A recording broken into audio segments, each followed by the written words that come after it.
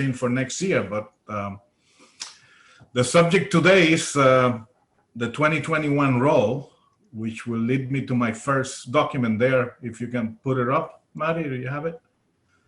Sure. Which one are we doing first? The first one, which is the roll totals, the last page, the village of Ossining. You got it.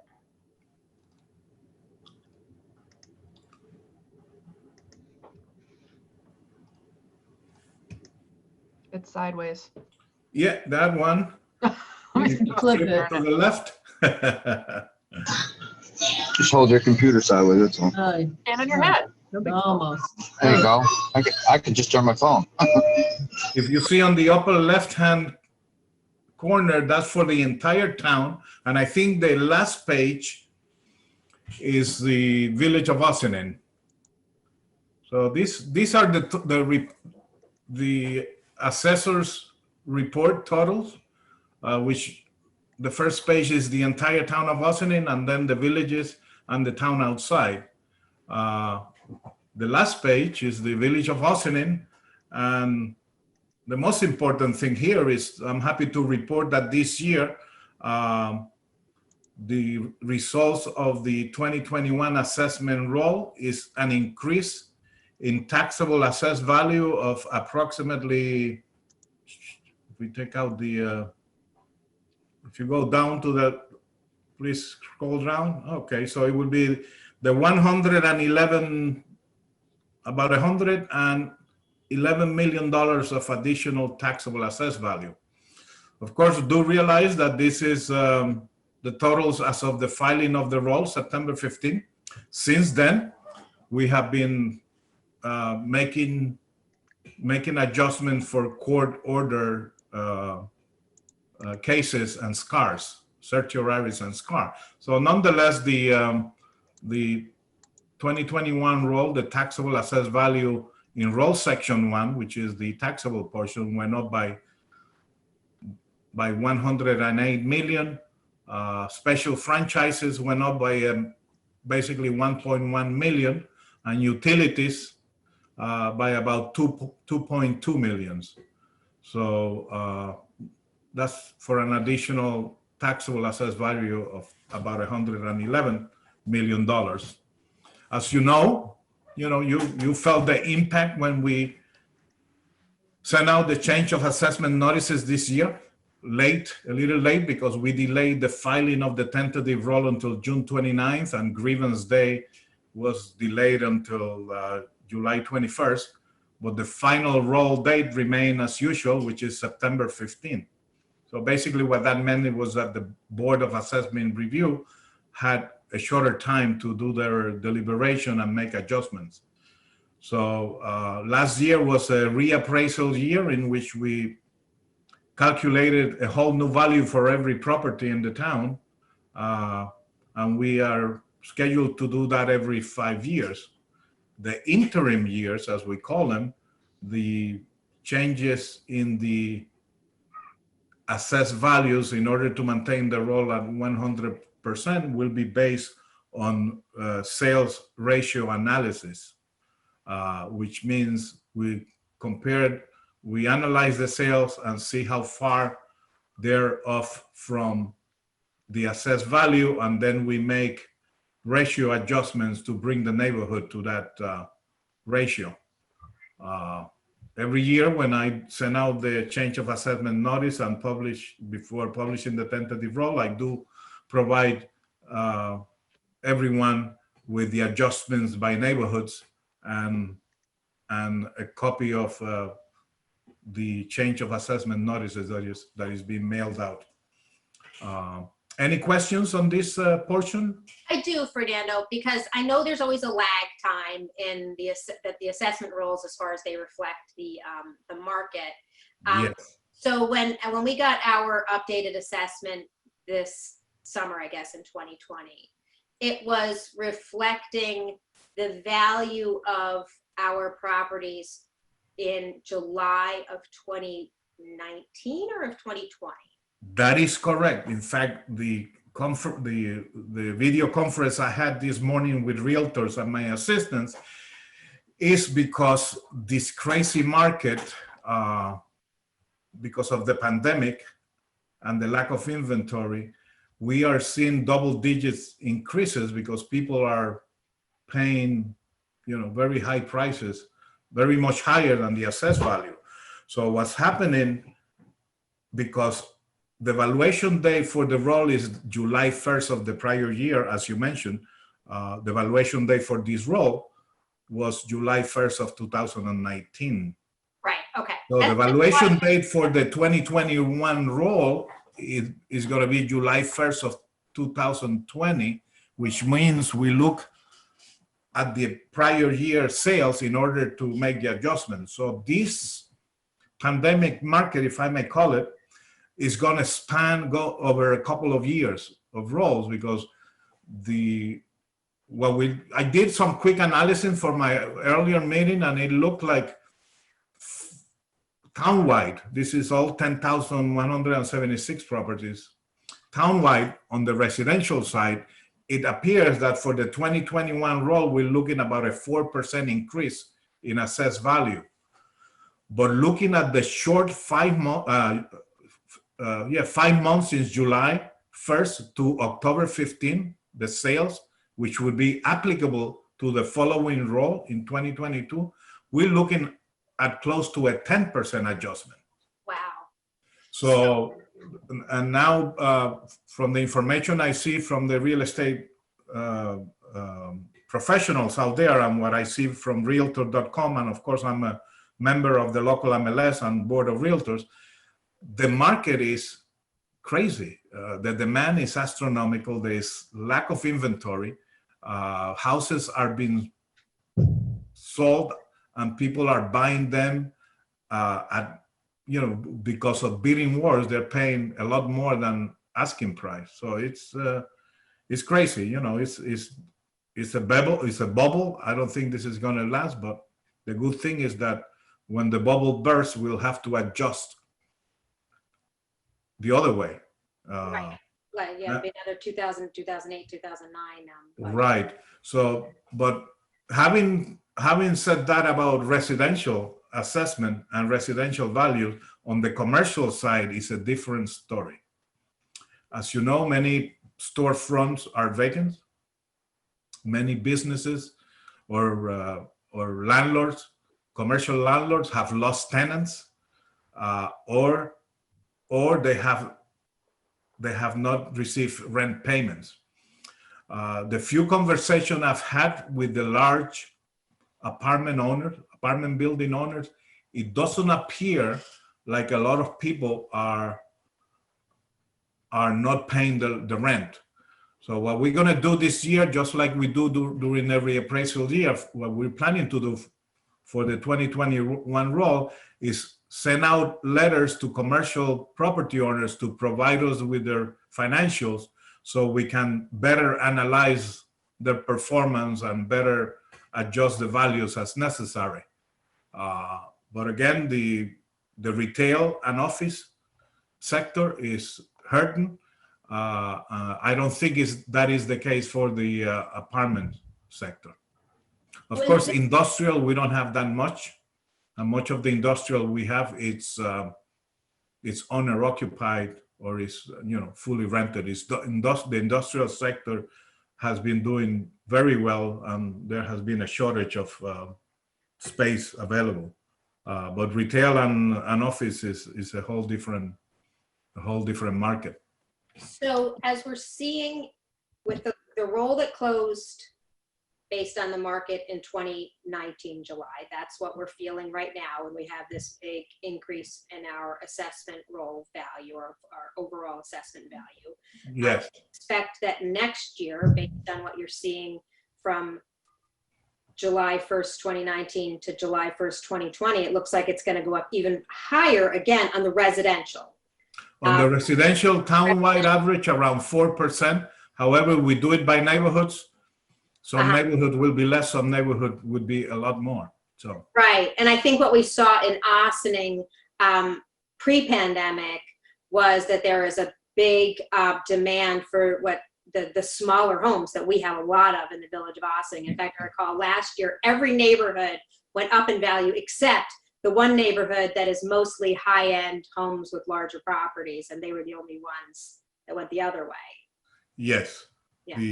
Because of the affordability of the lower valued homes, those lower valued neighborhoods went up more than, as you mentioned, the higher valued larger homes. And and is that the same thing that you're seeing during the pandemic, or is it reversed, or is it everybody's? During the pandemic, it seemed like it's everywhere. Okay. Yeah. So then next year, my friends, when they're looking at the assessment rolls, they'll be able to enjoy another increase in the overall assessed value you anticipate based on what you and the Yes. market are seeing. And that Residential. said, the pandemic boom in real estate is going to be felt this time next year and this time 2 years from now. That is correct. Unless on the residential and maybe also on the industrial, we'll see if that continues as well. no, on the residential, for sure, we're going to see that. On the commercial, at best, is going to be flat. At best, but we. Yeah. In the village, I remember seeing those pie charts from 5 or 6 years ago when we were doing the reval and what percentage of our market is residential and what percent is commercial. And it was like, what, 70 or 80% is residential owned? That is correct. Around 70% is residential and 30% commercial. Okay, so 70%. Is that owned, Victoria, that you're describing, or is that contribution? No, that's by property type. By revenue, is it? Or is it just by Well, yeah, by assessed value. assessed value? No, not what I'm asking. Yeah. When you say that, when you use those percentages, is it number of properties, or is it the contribution of the dollars? It's the assessed value. So 50 houses is the same as 50 buildings, I guess. Yeah. No, this is based on taxable assessed value. So Okay. the commercial carry 30%, and the residential carries 70%. Now, and clarify, remind us, when you say commercial, we have different types of multifamily dwellings. We have condos, we have co-ops. Yeah. When we say residential, we say 1, 2, 3 families. That's it. When we say commercial, we say 4 families and up. Industrial, and any other type of commercial use, including special franchise utilities. What is special franchise? Special franchise is like your cable company, Cablevision, Verizon. And that $1.1 million in assessed value is just Cablevision and Verizon? No, it's mostly Cablevision and Verizon, which is their cables and wires over the public right-of-way. Ah. Okay, and that's taxable. That's taxable, yes. So that $111,333,000 is all the taxable? That is all that is taxable, yes. Okay. Which includes taxable, Roll Section 1, which is, all taxable properties, includes the special franchise and utilities. State-owned lands like Sing Sing, like the aqueduct property, that's only taxable to the school district. So they only pay school taxes on that. Yeah. Okay. And then you took out the wholly exempt, that $916,700. That's the churches, the schools, the not-for-profit owned properties. That is correct. I believe there was one property that was sold to we looked into that because Dale and I had that conversation back in a couple of months ago. That was basically a reduction in assessed value on the exempt properties, which is the churches, the school buildings, the county buildings, etc. All right, so the differential is... The differential, yes. So that means we got... I guess I'm trying to understand if... what the last, because it's exempt, so I'm trying to understand if it's good yeah, or bad. the last column is the difference Right, from the prior year roll to this year roll. right. But on the current roll, the total exempt, Okay, wholly exempt value is 415 million, which is less than the prior roll. so that's actually a good thing. For us. Yes, it's a good thing that, you know, we have less exempt value and more taxable value. That's great. And what did you guys figure out? What did something flip from not-for-profit to for-profit? No, that was basically changes in assessed value on some of the exempt properties. Oh, okay. We revalue every property, whether exempt or not. So Okay, so there's actually 2 more parcels that went into the wholly exempt, but the overall value of right, there's actually 2 more parcels, Thank you. but the overall value is less by 916,000. So even though, because 70% of our assessment roll is residential, and since that's the one that's going up so significantly this year and anticipated for the next 2 years, even though we're seeing at best a flat leveling out of the retail and commercial property, the fact that that's flat, like we're really bad. Like this is one of those times where having a disproportionately high amount of residential is actually helping our numbers for this year and the next couple of years. It's making it easier for us to budget because all of the revenue value that's increasing is in the residential area, and that's what we have a disproportionate amount of. Yes, it will certainly be easier to maintain or lower the tax rate. And as a warning, which I do every year, this is driven by the real estate market. When the bubble bursts, we will be going the other way, and the news will not be, you know, it will be more difficult to maintain the tax rate when you have less taxable assessed value. Fernando? Yes. I know you talked about the market and, you know, sort of the office market. What are your thoughts on the increased assessment influencing small business development? Well, increased values, increased assessments are driven by increased value. So, and that's what attracts developers. You know, developers have a much harder time looking at a community where values are going down. So of course, the values are, you know, with this market, values are going up everywhere, which makes it easier for them to, you know, invest just about anywhere in Westchester County. However, what drives them is the effective tax rate, because the effective tax rate will make a determination. The effective tax rate is a big hit on their bottom line. So if they're going to invest 20 million in Ossining and invest 20 million somewhere else, and Ossining effective tax rate is 25% higher than in the other place, you know, they could make more profits elsewhere. And I doubt that the cost of construction will be much different here in Ossining than in other areas, you know.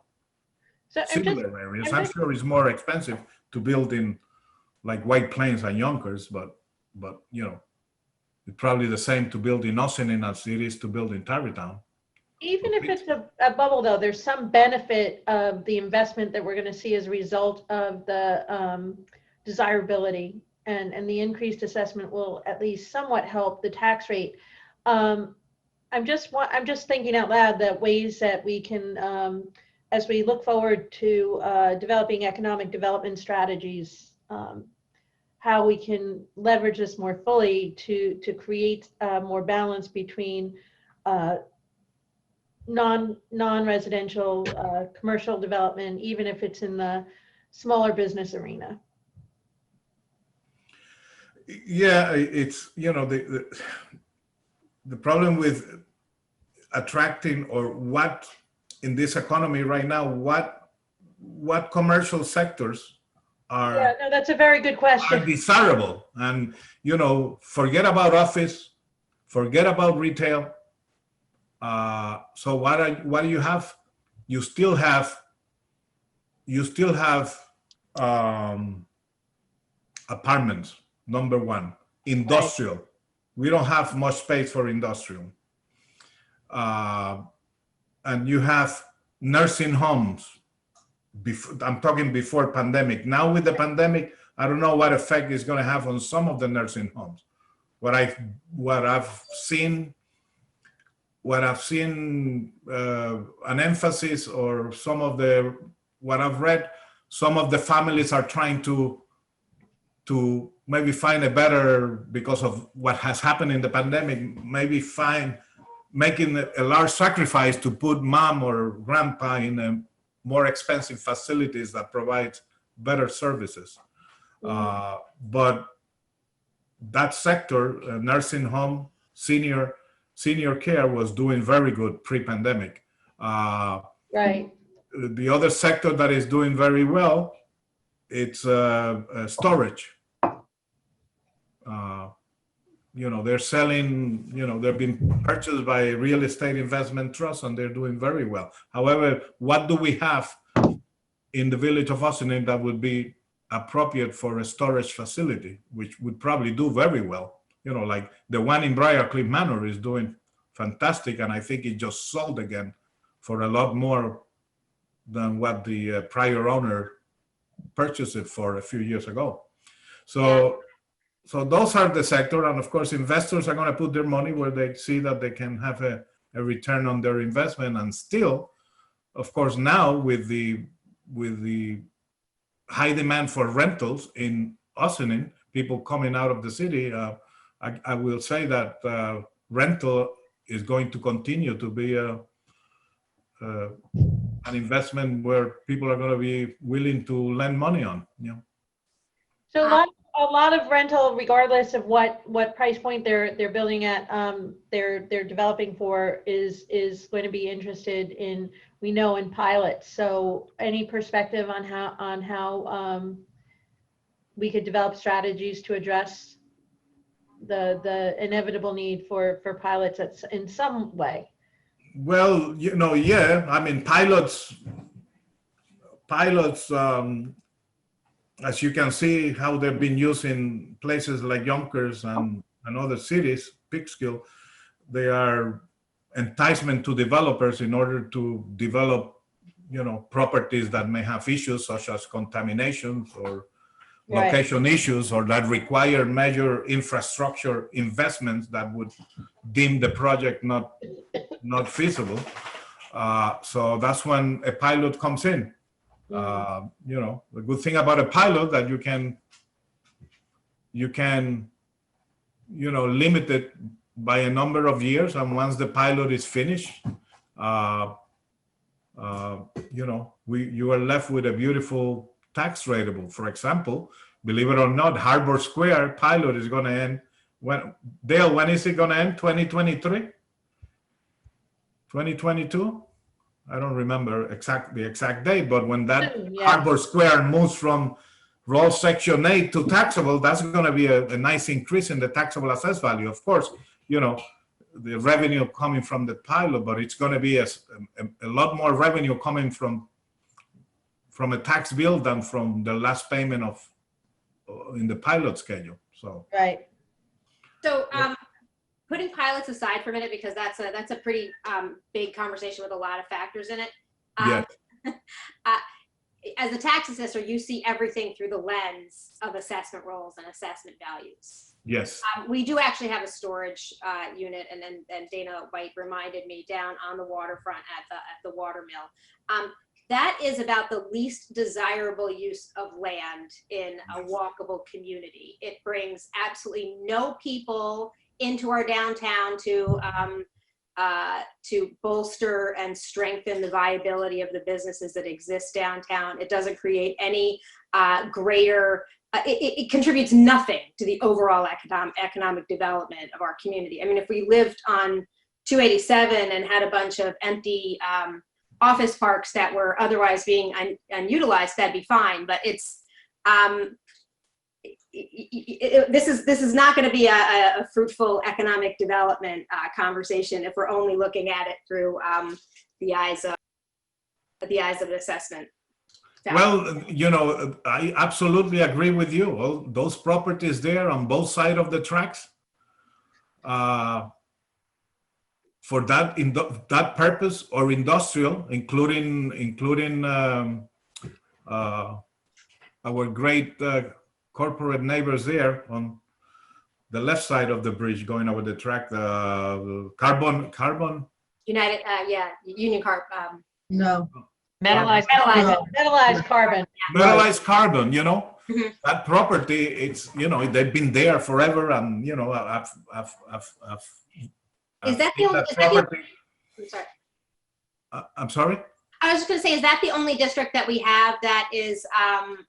This is a land use zoning map. I'm not looking at the zoning map, but is the waterfront the only area we have in the village that is industrial use?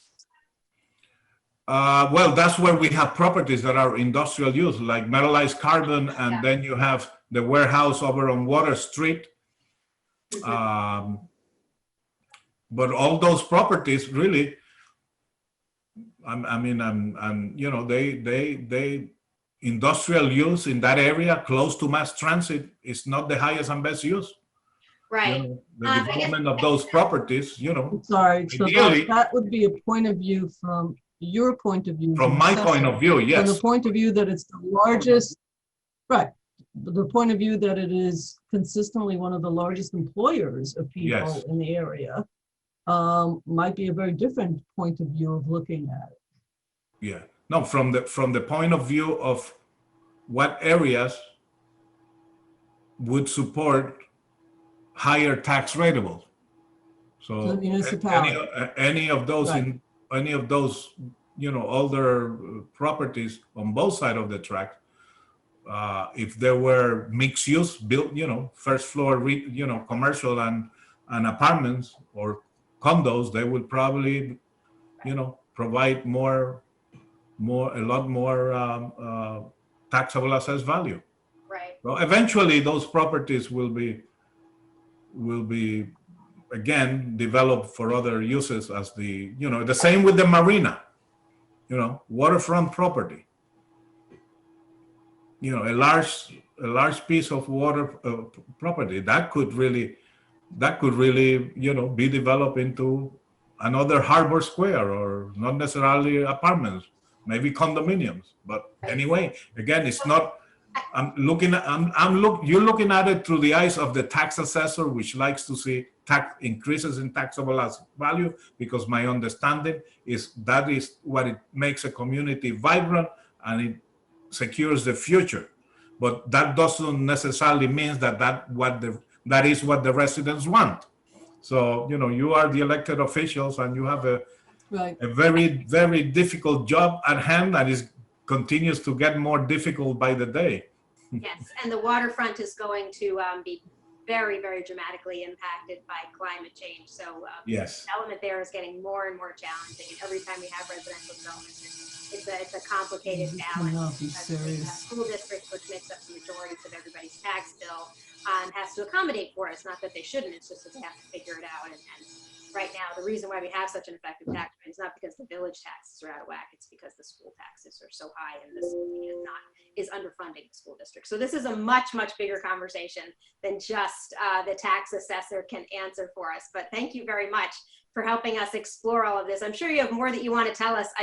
I want to make sure that we do have a chance to talk about water property tax assessments, because that's something that I know you've been helpful in providing us with a lot of information so that the village can talk to the other taxing entities, particularly the school. Is there anything is that part of your presentation to talk about the water properties?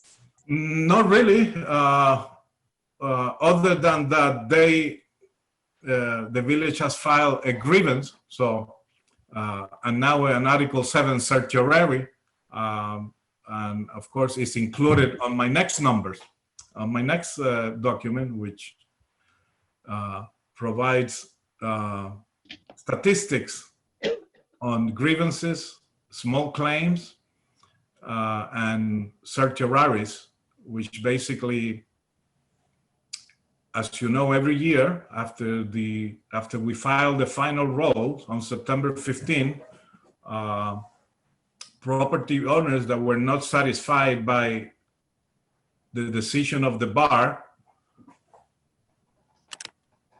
Is that the right one, Fernando, or do you want the other one? That is the right one, yes. Okay. Thank you. So property owners that were not satisfied by the decisions of the bar because they didn't lower their assessment enough, they now have the option. The bar proceeding is administrative review.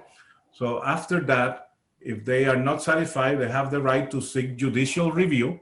So for residential property, owner-occupied residential property, they can file a small claim, a SCAR, small claim action review, by October 15, and commercial property owners or non-owner occupied residential property, investment property, they will have to file an Article 7 certiorari claim.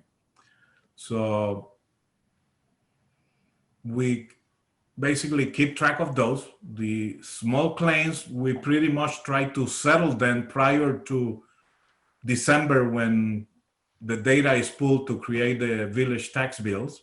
And we keep close contact with Dale so that her budget projections are as close as possible. The commercial property owner filed a certiorari, and of course, many of our certs are accumulated for a number of years until we go through the process with the courts and either settle them or go to trial and the judge decides. So basically these statistics show, first we start with grievances. And as you can see, the village of Ossining is the highlighted in blue numbers. And if you look on the right-hand 3 columns, 2020, that's this year, which was a reappraisal year, we had 467, which is 18 more grievances than last year, or 4%. Now, bear in mind that this was a reappraisal year, which we basically changed the value on every property, and we came up with a new estimate of value for each property. The last time we did that was the initial reappraisal in 2016. On that year, we received 625 grievances. This year, we received 467. But this year is only 18 more than last year, or 4%. For the village of Ossining, the good thing was that it was only 186 grievances, and that's 7 less than last year. Although the townwide was a 4%, the village had a 4% decrease, which is a very good thing. Let me point out to the contrary, in the case of Briarcliff Manor, the number of grievances went up by 18%. And the reasoning there, of course, is that due to the new state and local income taxes and the limitation to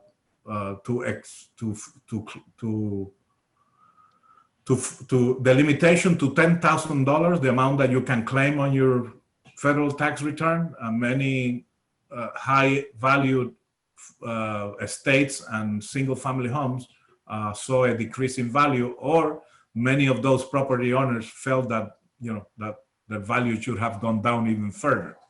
So that's why they have so many more grievances than in the village of Ossining.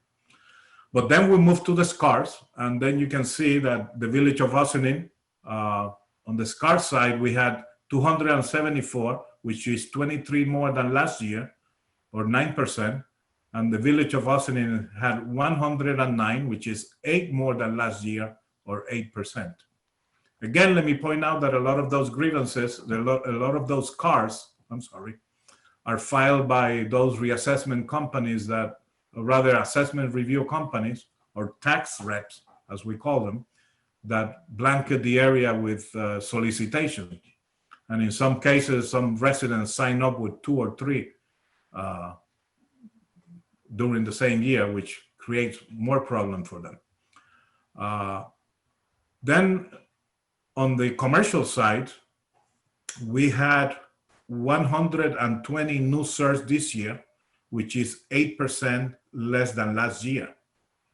For the village of Ossining, we had 51 certs this year, which is 13 less than last year, or 20%. So basically every year, throughout the year, we settle or have cases dismissed by the courts. And then I take these new certs and I add them to what we have left over from prior years. And most of the backlog that we have from prior years is from 2016 cases, accumulating for 4 years. The courts have been diligent that even during this pandemic period, we have been conducting and participating in court conferences via remotely. So we have been able to settle or have many cases dismissed. So that brings me to the total active certs, which is when I took the certs that were leftovers with the new certs that were filed this year, and we have a total of 470 cases, which is 112 cases less than what we had last year, which is a very good thing, which is 19% less than what we had at this time last year. For the village of Ossining, we had 224 cases, which is 79 cases less than what we had last year, or 26% less. We did settle a lot of stuff, as Dale can tell you.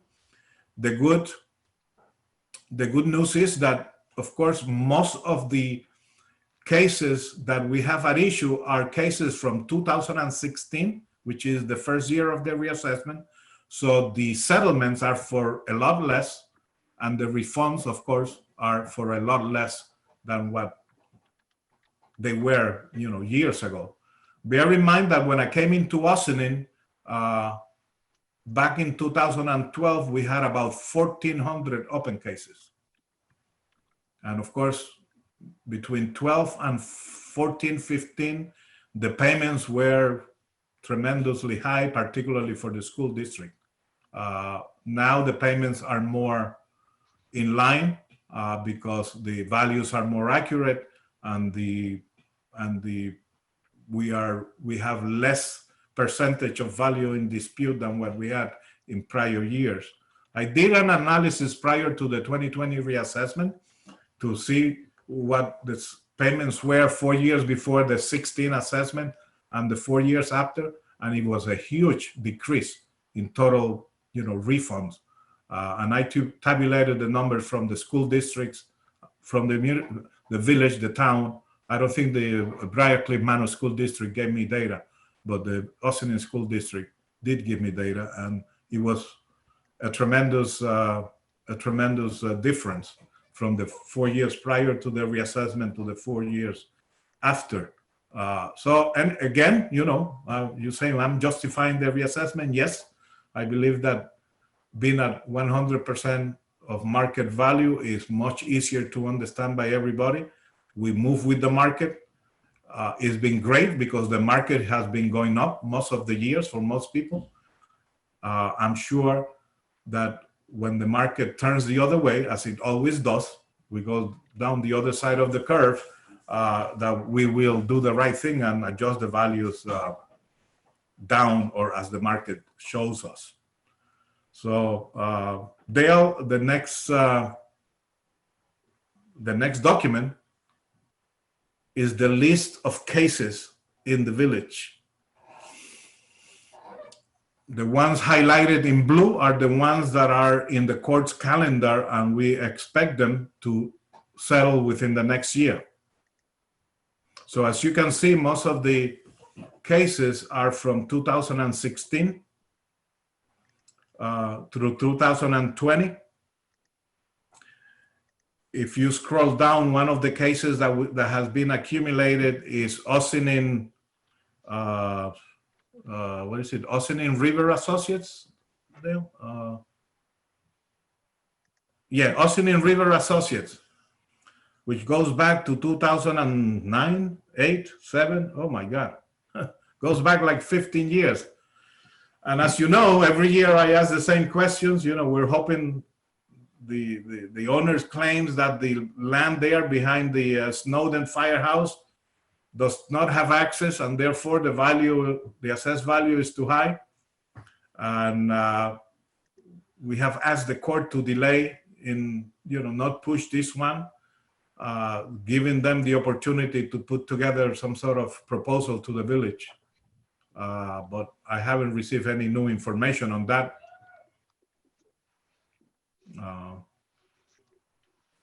As far as if there is any proposals in planning for those parcels, but that is the one property that spans so many years. Most of the cases are from 2016, 17, 18, 19. So let me just understand, because this is an interesting property that maybe we can talk about on an aside conversation, but while you're here with us, the address, so this is the failed construction property that has periodically come back and forth and said they were interested in development. They've owned the property for a number of years, and they've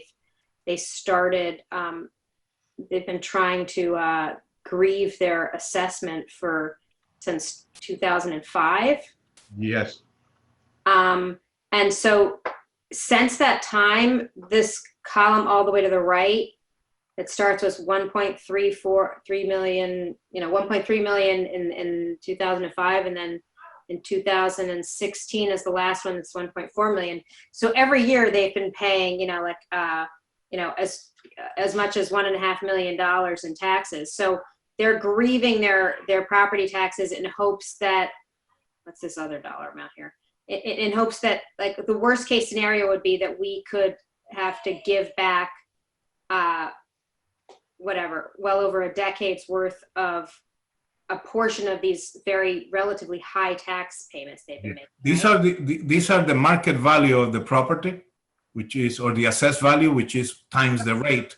So Okay. That's not really what they pay. That's their Okay, thank you. So then what they're actually paying, their tax bill, is that 82,000, and then, well, the tax bill is not reflected here, so it would be the assessed value times the tax rate. rate is at the time. Okay, Yeah, at the time. okay. So it's worst case scenario when we look at this for budgeting and planning purposes is 25% reduction in assessed value or a refund in taxes. However, you know, we've been doing much better than that. The claim that the property is not as valuable because it does not have access is how they think they can justify a lower assessment. Since day one, I said, if that is the case, then provide me with engineering reports to substantiate your claim. And instead, you know, they've been talking about a project with some sort of land exchange with the village to build this was years ago, 3-4 years, build a new firehouse, but nothing has happened. It's a perennial conversation. Perennial conversation, yes. Okay, thank you. Thank you. I'll ask more questions of Stuart another time. Yeah. But these are as you can see, these are the cases at issue pending. The ones highlighted in blue are in the court's calendar, and we expect to settle those within the next 12 months. But we have quite a few, but a lot less than what we ever had, basically.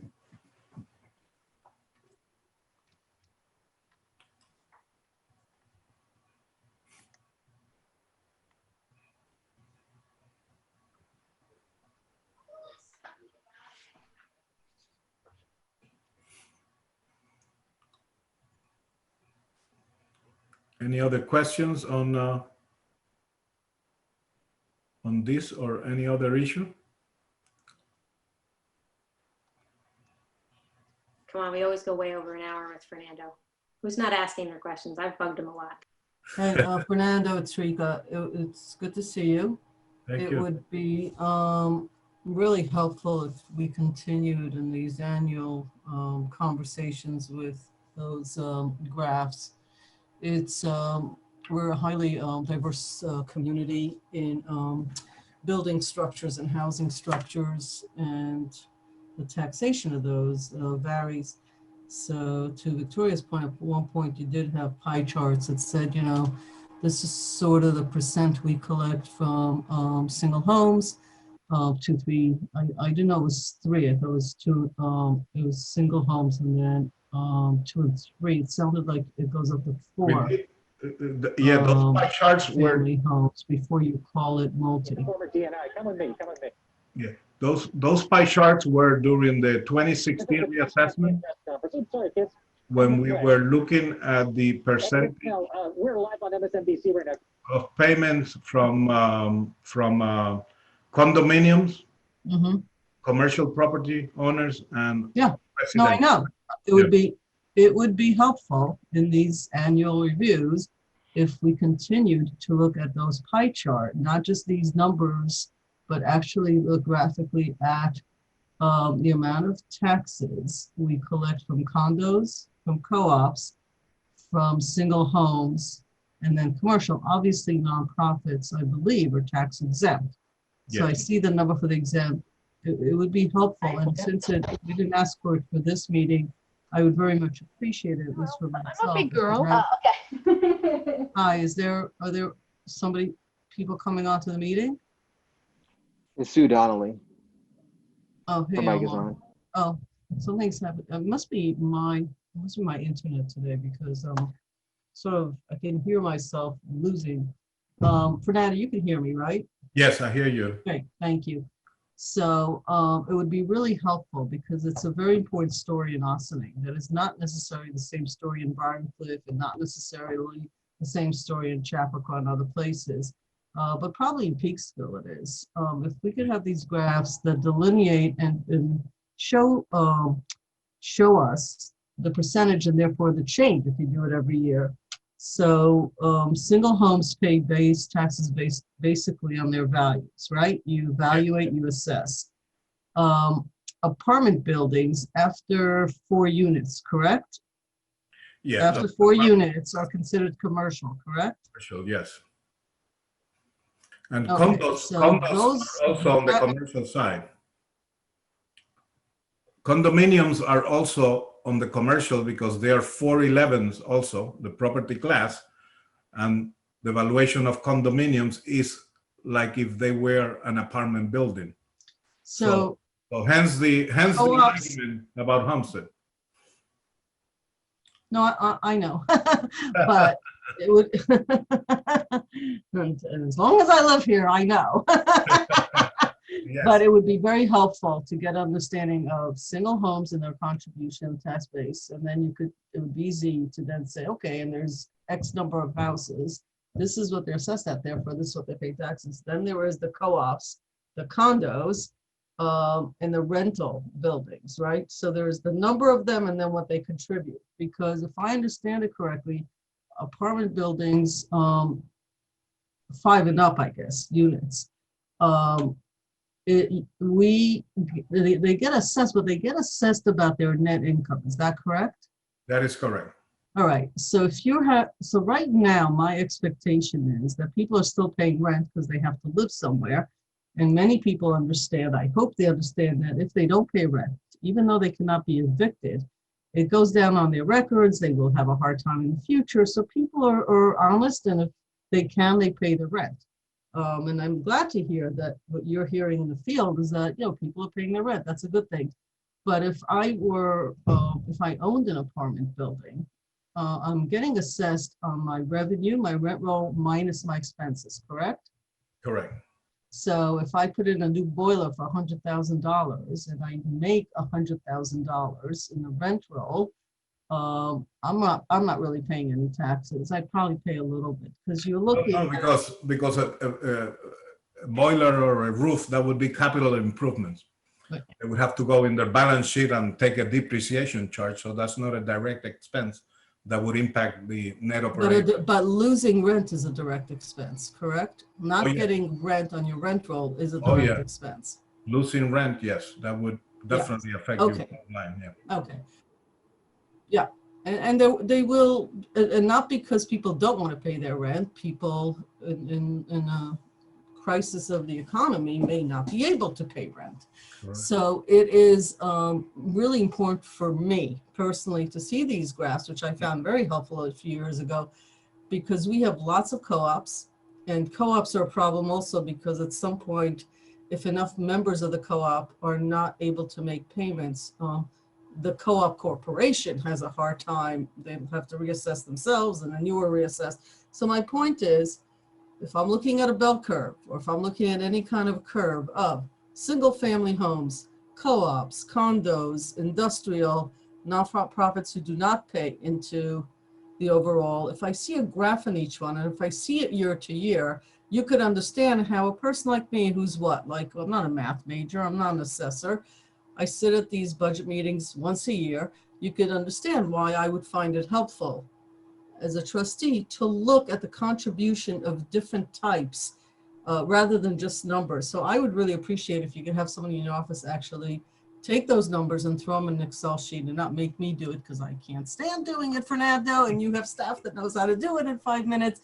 I think it would be very helpful, and it would be helpful if I could request going forward that when you come to meetings, I would find it very helpful to get like the lay of the land, if you will. And I always appreciate understanding it, because when a not-for-profit, for example, wants to take something off of the tax roll and say, like, we'd like to do it, but we're a not-for-profit, there clearly has to be a discussion as a responsibility.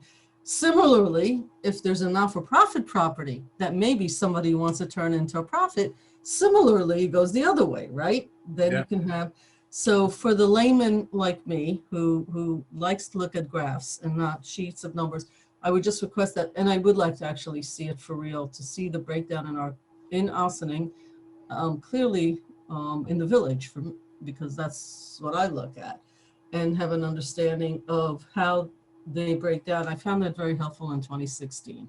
And it's very helpful when you look at I'll be happy to land use create some of those and provide them to the board. Right. I very much appreciate it. I mean, I look at you as like a professor of assessments. And Oh my God. this is a great, no, seriously, Victoria wasn't kidding. I wasn't able to be there this morning. Your information, the data I find very complicated to look at. My eyes get like cross-eyed, but when I see it pictorially, it tells a story. And it's helpful for land use, it's helpful for development purposes, it's helpful for not-for-profits purposes, it's helpful when we look at our community. It's one of those things. So I'm trying to understand the value of the houses and what portion they pay, and then the value of apartment buildings and rentals and what they pay into the system. And I do expect people that own apartment buildings to fix them.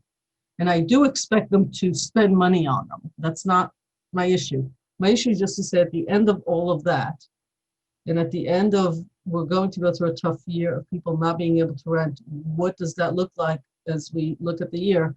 And I heard what you said, that you look at it from a very, and Victoria, I think, asked a very smart question when I made the comment. You have a very specific lens. What you might consider good, another person sitting across from you may say, well, it's good with that lens. With a different lens, like creating employment, for example, industry is actually a good thing, not a bad thing. And the waterfront wasn't always a desired place to live. When there's a train running there, many people didn't want to live for many years on the waterfront. You know, history also changed. So I really appreciate your help. If you can get that to me sooner rather than later, so that would help me make decisions for this budget year, I would really, really appreciate it, because I want to see where we are. And then, you know, get a whole pictorial. Okay, I will work on I that. do have one more question for you from an assessment point of view.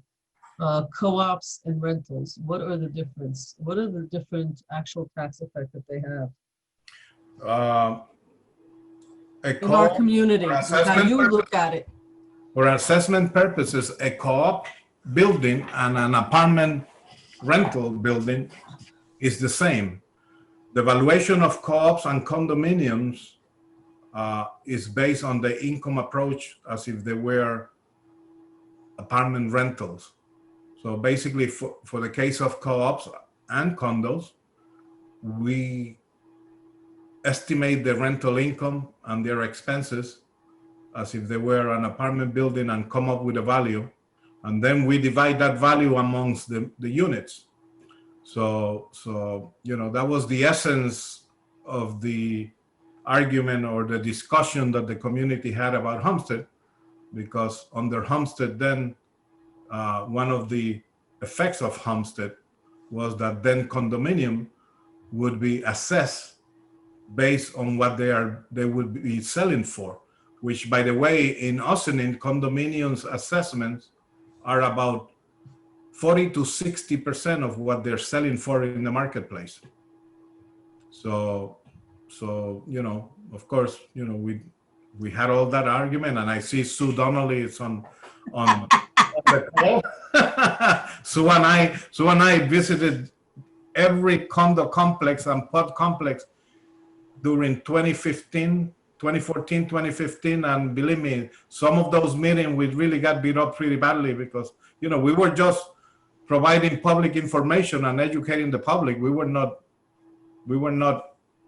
you know, saying that we were for one or the other, but we needed people to know. And, you know, many communities that did reassessment that adopted Homestead, they never even took it out to the public. We took it out to the public from the beginning. And of course they organized and they made a lot of, you know, they made their force be felt amongst the elected official, and the board voted against considering the Homestead Act. But basically, so that is the difference. Of course, you know, on a co-op complex is each unit, each owner owns a percentage of the corporation and have a leasehold on a specific unit. And of course, because they control the board, they are in charge of their future or the maintenance. And, you know, they can, you know, unlike an apartment building, which the landlord is based on the landlord's, you know, how the landlord manages, or the management agent. So that's the big difference. But as far as assessment is the same. Great. I was just going to wrap it. I'm just trying to figure out, we have a lot of rentals as well, so we're trying to figure out, I won't get into the pilots discussion because I think I've gotten a pretty good education on what pilots do for taxation, but thank you, Fernando. You're welcome. Thank you, Professor Gonzalez. It was a pleasure. Thank you very much. Always a pleasure. Thank you very much. Have a good day. Thank you, Fernando.